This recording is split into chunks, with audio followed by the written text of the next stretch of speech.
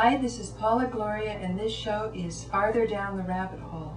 As part of the special morning edition and going more into politics, because people who get up early in the morning and are often about their busy day often have inquisitive minds about topics that maybe later on in the day you sort of kind of accept more readily. One topic I'm very concerned about as a German is who was Adolf Hitler and what was going on in Germany and this disaster that came after World War II and during World War II. Is it something that could have been averted? As a little girl, I often wondered if I was in Germany at that time, what was it that I could have done? And to this day, I still believe that as soon as mischief's afoot, there is something that can be done, and I resonate with that knowledge that empowers me and helps me to bring justice and equality to all. And I think as inheritors of a great constitution, and Independence Day is something that we should be very grateful for. I think we can never stop asking deep and even painful questions. So today with me I have Webster Tarpley, who's been on many of my shows giving us information about the truth behind 9/11.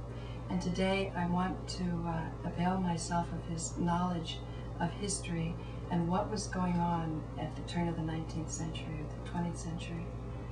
Webster, thank you. Glad to be here, Paula. Where should we start? I want to know what was going on in Germany after World War I. Or if you want to go before then, go before then. Let's sort of set the stage for the rise of Hitler, Yes. because we have to understand Yes. how this came about. It takes Right. more than just a warped, insane personality. And naturally, Hitler is one of the greatest monsters of the 20th century. He is the protagonist of the Holocaust with the 6 million Jewish victims, but also 20 to 25 million Soviet victims, several million Polish victims, German victims. Really, one of the main people of World War II, but of course not the only one. And I would stress the idea that Hitler cannot really be understood as a purely German phenomenon, but he's also got to be seen in terms of his backers in the City of London and in Wall Street. And when we get to Wall Street, we're going to find Prescott Bush, the grandfather of the current tenant of the White House. And George Bush in the White House today has got Auschwitz money in his family fortune. I was so shocked, Webster, when I read your book. I had to put it down for 3 days. Well, that's to George find Bush. this Prescott Bush connection and the actual addresses on Broadway and Wall Street Right. where this money was rolling. So keep going. It's George Bush, the unauthorized biography. You can buy the reprint now on Amazon.com, or if you want to read it for free, go to the internet, www.tarpley, that's TARPLEY.net. If you remind me, we'll give that book towards the end. Germany, of course, was crushed in World War I ultimately by being encircled, right, by fighting a two-front war. And it's interesting that at the end of the war, there was the so-called theory of the stab in the back, which is one of the things that Hitler used to take power.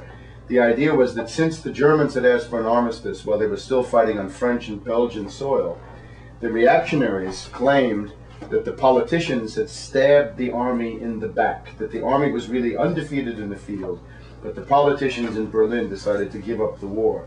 Now that ought to be familiar to people as the typical neocon argument that the US forces are undefeated in the field, but the so-called left-wing mass media are they're stabbing them in the back by telling all the bad things and none of the good things. So the neocon argument and the Nazi argument are highly similar, and we'll find that again and again and again, because the neocons are, of course, a descendant of Carl Schmitt, Hitler's lawyer, and Leo Strauss, the guru, who was a protege of Carl Schmitt. But now let's get into the scene.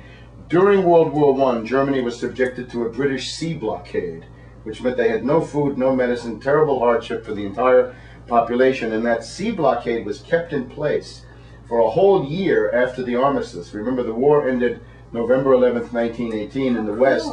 The British kept the sea blockade going for another year to force Germany to sign the Diktat of Versailles. And that's, of course, the other big theme in Hitler's demagogy, the stab in the back and the Versailles Treaty, which, of course, was experienced as an absolute humiliation by Germans. Then you have the Spanish flu, which killed more people. The Versailles thing is true.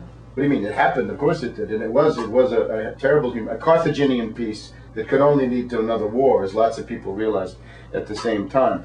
Now, after 1919, after signing Versailles, Germany was really not an independent country anymore. It was under limited sovereignty, and you had, for example, representatives of J.P. Morgan sitting on the board of the Reichsbank, the central bank of Germany. Then there were some people in Germany who were looking for a way out of this situation. Germany had become a tremendous pariah under this situation. And they had a very intelligent foreign minister called Walter Rathenau, R-A-T-H-E-N-A-U, who was a Jewish public servant in Germany. And he got the idea of making a deal with Soviet Russia. And that is, of course, the Rapallo Agreement of 1922, which meant that Germany and Russia would work together for production, and generally this is a peaceful exercise, although there were some military overtones. This is not the Hitler-Stalin pact by any stretch of the imagination. The British response to Rathenau was, first of all, to have him assassinated through a death squad known as Konsul, K-O-N-S-U-L. Because British would go on that they wouldn't. Because the British didn't want Russia and Germany to be together, because that was a winning combination. Right. They wanted Germany isolated and set up for defeat. And of course the goal is ultimately to play Germany against Russia, as we will see. So the first thing the British do is use this Konsul organization to kill Rathenau, again, one of the best people in post-war Germany. And then the British engage in massive currency warfare against Germany. This is the legendary hyperinflation of 1922 to 1923, which is 1 trillion to 1. In other words, if you have 1 trillion marks at the beginning, you've got 1 mark at the end. It's where you take the money to the store in a wheelbarrow and you bring back what you've got in the thimble or in the palm of your hand. If you go to a restaurant, you've got to pay at the beginning, because if you wait to the end, it's going to be 10 times more, and all the rest of this. So this is, of course, a very important moment, because hyperinflation essentially destroys the German middle class a second time. We've seen the middle class destroyed the first time in the war, the second time in the hyperinflation, because the people who took it on the chin most were teachers, public servants, people like this. All the time then we get the Morgan people coming in. J.P. Morgan is really running a lot of Germany, in particular a guy called Hjalmar Schacht, S-C-H-A-C-H-T, becomes Hitler's finance minister. Hjalmar Schacht was born in Brooklyn, worked for the House of Morgan, and was an agent of Morgan. House of Morgan? House of Morgan. You've got to see this, that U.S. finance tentacles are all over Germany after the defeat in World War I. Without this, you don't understand anything. Pawn of Montague Norman. Yeah, we'll get to him in a minute. Okay, so Germany is very unstable after World War I. You've got a constant series of coups, putsches. You've got the Kapp putsch by the rightists in 1920, which is stopped by a general strike of the SPD, the Social Democrats of the trade unions. What You've year got, general that's strikes? 1920. We've got the March action by the communists. We've got all kinds of putsches. We've got a communist republican Bavaria, where Kissinger's father is somehow associated with it. Kissinger's father? Kissinger's father. Again, we can't stop for every little detail. Wow. With the Bavarian, this is all in your book? It's in various books. This is not all in my book, but these are things that people can look at. Now, in the middle of this, we get Hitler. Hitler is, of course, an Austrian. He's a Viennese, not a German. He's a failed painter. He's somebody who gives himself airs of being an artist, and he is full of hatred and resentment. This he expresses in his race theory. He also has various senses of inadequacy, because of what is generally described in the books as a genital inadequacy that he has. In other words, he's only got one testicle, and he's got other problems of this sort. Right? Remember the famous song, "Hitler only had one ball." So that's Hitler. He's a failed painter. So because of the fact that he feels so inadequate, and he's got so many sexual problems working, he's attracted by a guy called Lanz von Liebenfels, who's a defrocked priest who writes a magazine called Ostara, which is the story of how you have to be blonde, and if you're not blonde, you're nothing. Now, Hitler's not blonde, but he embraces somehow this race science, and he follows this in any number of ways. Now, later on, when Hitler has already seized power, he has a chief ideologist, Alfred Rosenberg. And Rosenberg says that the basis of Hitler's ideology are 4 people. One is Lagarde, who's a notorious anti-Semite, a guy who influences Emperor William II, Kaiser Wilhelm. Nietzsche, and this of course is accurate, Nietzsche is the proto-Nazi, proto-fascist par excellence. Wagner, with those interminable operas, right, the world, again, it's basically the world of the Lord of the Rings, if you've ever seen that. There's another very disturbing parallel between living in a myth in Germany before World War I and in the 1920s, and living in a myth today with Harry Potter and the Lord of the Rings and all the rest of this stuff. And a guy called Houston Stewart Chamberlain, who is a relative of Lord Chamberlain, the guy who went to Munich with the umbrella and came back with peace in our time. He's another race theorist, another racist. So between the race concepts of in particular, Houston Stewart Chamberlain and Lagarde, the two leading anti-Semites, plus this Lanz von Liebenfels, we get this Hitler ideology. Now, in terms of who Hitler was, the other thing you have to know about him is that he starts after World War I in Munich, Bavaria, as an agent of German military intelligence. Take, for example, the beer hall putsch of 1923 with Hitler. This is, again, it's downtown Munich. Hitler and a bunch of these crazies, unemployed war veterans, are out there attempting to seize the government of Munich, right, Bavaria. But who do they have with them? They have Field Marshal Ludendorff. Now that just means the #2 military guy in the entire German armed forces during and after World War I. Ludendorff, along with Hindenburg, those were essentially the two military dictators of Germany towards the end of the war. So this is not just the First World War. This is not just anybody. This is Hitler's beer hall putsch with the most prominent general anywhere around. And that, of course, that putsch comes right at the end of the hyperinflation. The other people that Hitler has behind him is something called the Thule Society. Thule, Thule. That is a group of raving irrationalists who live in this Norse mythology world of Valhalla and Siegfried and Wotan and the Wagnerian operas, again, the Lord of the Rings, if you want. And something else called the Herrenklub, Herrenklub, That is a group of titled aristocrats who support him and pay him. And of course, we have the famous meeting where a number of bankers and industrialists are called in by Hjalmar Schacht, and they hear a raving speech by Hitler. And then what year? We're in the middle 20s. And then Schacht says to them, "Nun, meine Herren, an die Kasse. Now, gentlemen, get out your checkbooks and get ready to pay Hitler to finance his seizure of power." But it's not just a German phenomenon. Let's look at Prescott Bush. In Lower Manhattan, we got Brown Brothers Harriman down there on Lower Broadway. Yeah, you find all the stuff in my book. What, 39? Exactly. 52? Whatever the address is. Prescott Bush is the managing partner of Brown Brothers Harriman, which just happens to be the largest investment bank in the world between the two world wars.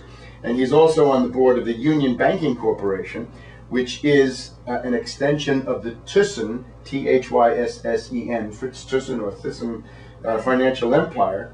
Steel industrialist. It's a bank. Above all, there's finance capital, and then it goes out into steel and just about everything else. Now remember, in October 1942, Prescott Bush, grandfather of the current usurper, is going to be expropriated by the Alien Property Custodian under the Trading with the Enemy Act, because Prescott Bush is a director of and shareholder in a Nazi financial entity called Union Banking Corporation, where Fritz Thyssen had $3 million in the summer of 1941, and it's well known that Thyssen helped to finance, at the urging of Schacht and others and Morgan, helped to finance the seizure of power by Hitler. And Thyssen has a book, I Paid Hitler.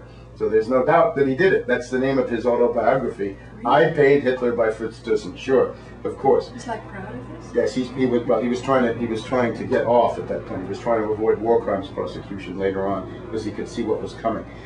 Brown Shipley is the mother of Brown Brothers Harriman. And Brown Brothers Harriman is the U.S. branch of a British entity. Brown Shipley is the mother of it. A guy called Thatcher Brown came to Wall Street to set this up. What year? It's not important when. Montague Norman, before all this, well before. Montague Norman, the head of the Bank of England, is a member of the Brown-Shipley organization. Okay, so we're going to see how the British also get into the act. But suffice it to say that Hitler's seizure of power is helped by money managed by Prescott Bush, sent to a bank in Holland and then sent into the coffers of the Nazi Party. Before we leave Prescott Bush, he's also part of the concentration camp administrations, in the sense that Auschwitz, of course, was a concentration camp. It was a death camp and an extermination camp, but it's also a slave labor camp where people are literally worked to death before they're exterminated. And those companies around that were largely owned by Thyssen, and therefore, by extension, Prescott Bush is a part of that. Prescott Bush is also a part of the German military-industrial complex, which is killing GIs when they get there. Now, in terms of the way that Hitler came to power, in 1928, you had the fall of the last social democratic government, and it's sort of the last government that had a real majority in the parliament, in the Reichstag, in the Weimar Republic. After 1928, all the governments are emergency governments. They're all ruling by decree, using powers granted by Hindenburg as the president. He's the president of the Reich, and Brüning is the prime minister. And these are the so-called Notverordnung, decree laws. They're always extreme, drastic austerity. And this is the process by which people are essentially drastic austerity. It reminds me of yesterday's talk. What we've got going on in the U.S. And of course, Al Gore is trying to bring another round, and Hillary Clinton and Bush, they're all agreed, all the bankers are agreed, that in response to the death agony of the dollar, we've got to have another round of extreme austerity. Watch the Puerto Rican example for what they mean by that. And now have something in common? Absolutely. We're now in a similar slide. The SPD, the Social Democrats, hopefully essentially... make a different choice. I hope so. Basically, that's why we're trying to talk about this. Right. The SPD, Social Democrats, the left party, the trade union-based party, committed suicide by supporting Brüning, pretty much in the way the Democrats are committing suicide by supporting Bush on 9/11 and all the related stuff that comes out of that. Now, Harriman and the British, looking at Stalin, and they're looking at Hitler. Stalin is in power. Hitler is trying to seize power, or has seized power in 1933. The British decide that they're supporting Hitler, and they see Hitler as two things. If communists come to power, the communists exterminate the existing elite and make themselves the elite. The Nazis, the fascists, Mussolini, don't do anything like that. They leave the elite in place and they put themselves on top. So if Stalin gets you, you'll be shot. If Hitler gets you, you'll have to go through the inconvenience and humiliation of having some Nazi coming into your office and telling you what to do, but that's probably better from their point of view. Right. But the British also believe Hitler is a one-way gun pointed east. They look at Hitler's demagogy and they say, my God, he's anti-Bolshevik, he wants to kill the Russians, this is perfect. We'll play Hitler against Stalin and get rid of both of them. Now, Stalin is also looking at Hitler and he says, well, he's anti-Western. He's talking about Versailles. He's attacking the Western powers, Britain, France, the US. And of course, that's his conclusion.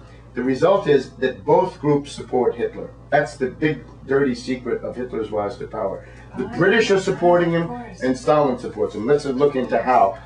The German Communist Party never really opposed Hitler. They said the SPD were the bad guys. The SPD were the social fascists.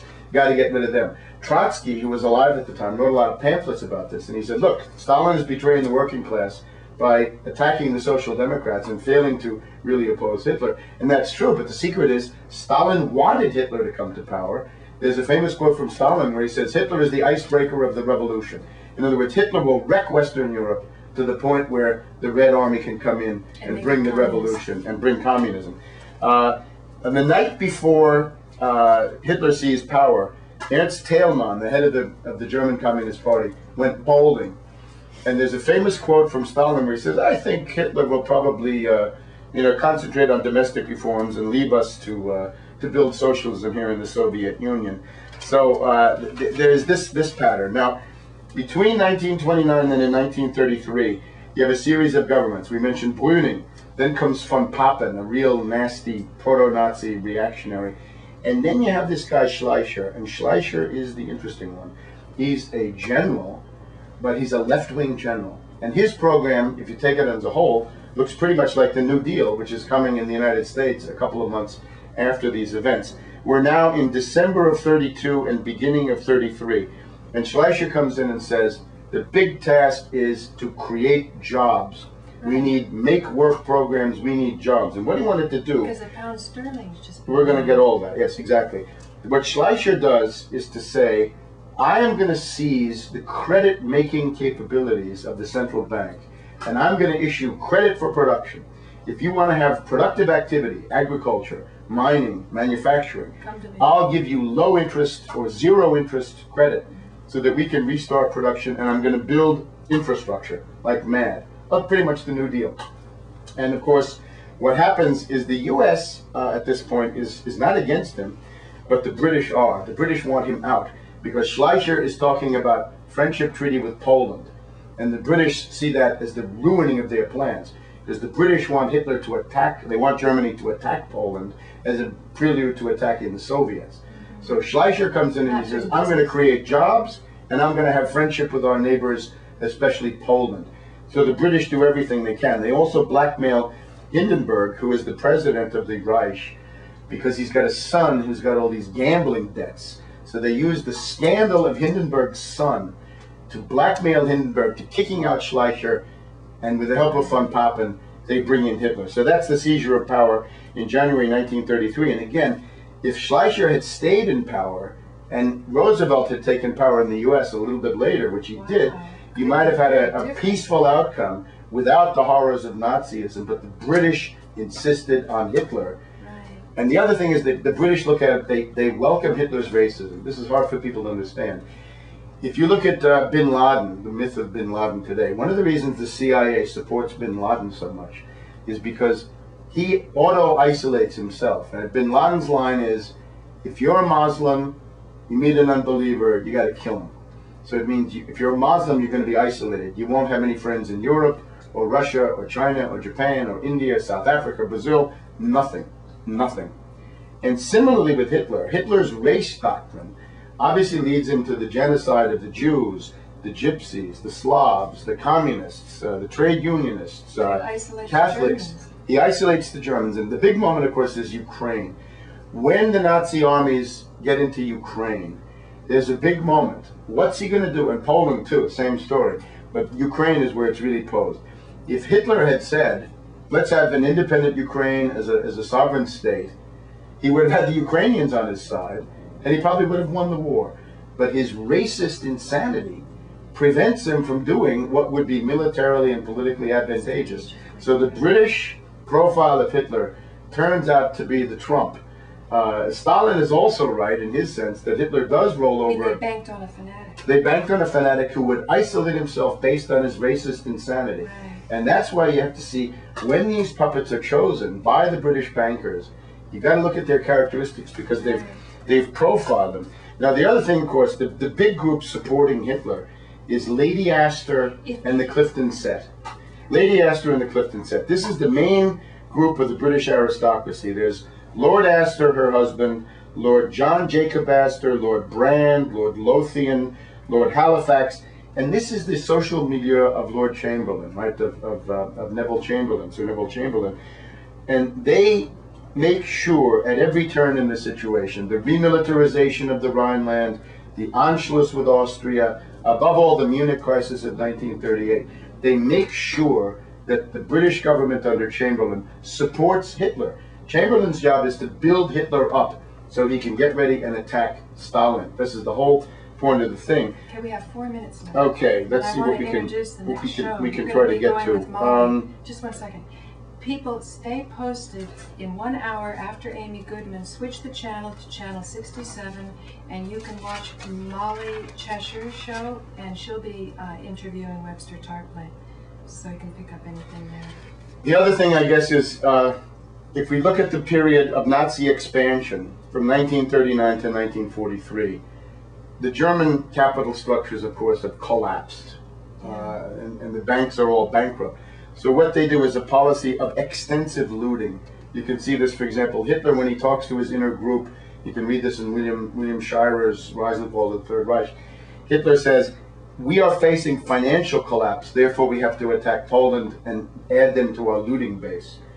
In other words, what can you sack? What can you loot? Right. What can you exploit? What can you seize? What can you rob? 1939. September 1939. Right. So from 1939 to 1943, beginning of 1943, you've got extensive looting. Expand the looting base to include most of Europe. 1943, after Stalingrad and El Alamein in North Africa, the extensive part doesn't work anymore. Now it's got to go to an intensive part. And this is where the concentration camps come into their own.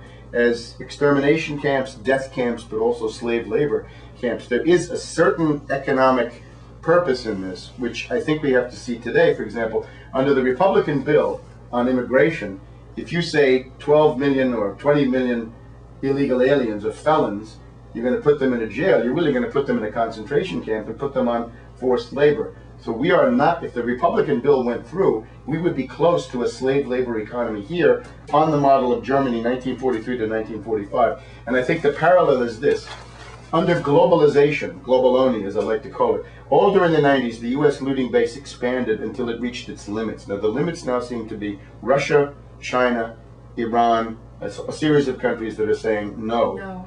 No. Syria now also no. And as various countries dump the dollar, the U.S. looting base is going to shrink. It's going to shrink. And that will mean a shift over to intensive looting. And they will try to have austerity under the banner of peak oil, under the banner of global warming, and a whole series of other things. But it will be genocidal austerity. So we are facing something like the threat of what amounts to a concentration camp system in this country. So in our last minute, what kind of New Deal can we look forward to? Because there was this. Well, if you want a New Deal, you better fight for it. That's what I would say. If you want the New Deal, you better study it. I would say the New Deal is essentially the repertoire from which we can draw everything that we need now. Some parts of the New Deal were failures. We don't want to imitate those. But I think about 2/3 to 3/4 of it was an astounding, stunning success. So we need a party realignment to get back to a Franklin D. Roosevelt-style national coalition. And the program of that has got to be, I would say, constitutional government, territorial integrity, but above all, economic recovery. In other words, government measures to promote economic recovery. No austerity, austerity for the bankers. Tax the banks, tax speculative income. That would be the spirit of Franklin D. Roosevelt. Webster, thank you so much for joining us. Thank you, my pleasure. Thank you for joining me at Farther Down the Rabbit Hole. Stay tuned. In 1 hour, switch the station, catch Molly Cheshire, and she'll be continuing with Webster Tarpley. Thank you for joining me. Just one last point. Before you can solve a problem, you have to identify it. And I thank you for helping me to identify this problem. And if you want to know the lineage of the neocons today, it goes right back to Leo Strauss, the protege of Carl Schmitt, Hitler's lawyer. Carl Schmitt was Hitler's lawyer. Yeah. He was a Rockefeller man. He got Leo Strauss's Rockefeller grants. The neocons all go back to Leo Strauss. The neocons are neo-fascists and neo-Nazis. That's pretty evident. So now that we're seeing clear, we can find a way to... The glorification of violence, the glorification of war, racism, in this case against Arabs and Muslims, nothing changes. Thank you. Thank you, Webster. Okay, so you ready, Molly?